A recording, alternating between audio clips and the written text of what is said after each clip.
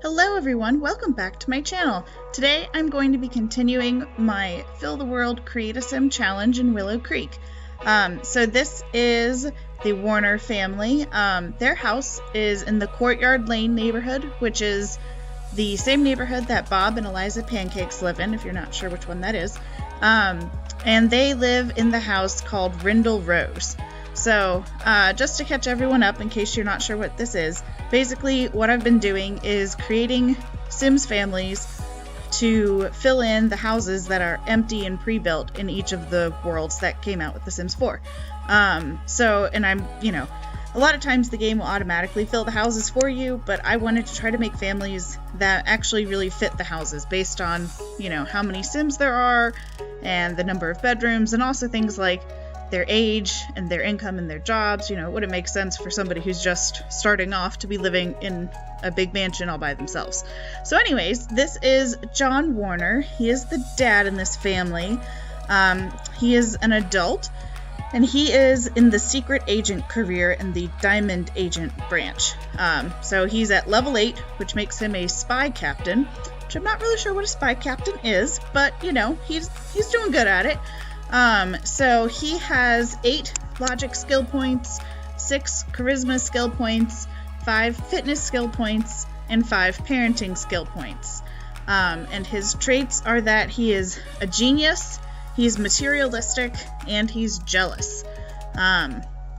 So the story with the Warners, this is a dad and a teenage daughter only. His teenage daughter's name is Gracie, and when Gracie was a baby, John's wife and Gracie's mom left them. Just one day, woke up, boom, gone, no longer in the picture. So he has raised Gracie on his own since she was a baby. And so because of that, it's, that's like a pretty traumatic thing to go through. So it's kind of affected him in the long run. So he is jealous. That's one of his traits because of this happening to him. So now whenever he runs into Sims that are in, happy and healthy relationships, he gets jealous of them because he doesn't have that anymore. And, after his wife left, there was no more communication. So he never even got any sort of closure or any understanding of why this happened or why she chose to leave them. So it's definitely something that has affected him in the long run. I also gave him the serial romantic aspiration because he just does not know how to be in a relationship, like long-term at all. I mean, he had that one relationship where he was married to Gracie's mom, and after that, not so much. So I also gave him the materialistic trait because I thought he would be the kind of person who would have to take comfort in things and material objects. Because a lot of times there's a little bit of a stigma against single dads raising a baby or a kid all by themselves. Well, obviously they're not very good at it because, you hear things where it's oh, is your husband babysitting the kids tonight? And it's well, no, they're his kids too, so he's not babysitting, he's raising them just as much as any other parent would be. So because of that, he sort of has this idea where he has to prove to the world that he is, a capable parent and good at what he has done. And so he thinks that if he has a lot of nice objects, nice TV, stereo, etc., that will then show everybody else that, yes, he is able to raise a child and have her be happy and healthy. So this is Gracie. She is John's daughter. She, excuse me, she's a teenager. She is a B student in high school. And she also has a part-time job in retail where she is level 2, which I believe is a salesperson. I'm not really sure. So she has the Renaissance Sim aspiration. And there's a good reason for that because she has 3 charisma skill points, 2 violin skill points, 2 photography skill points, 2 painting skill points, 2 guitar skill points, and 2 fitness skill points.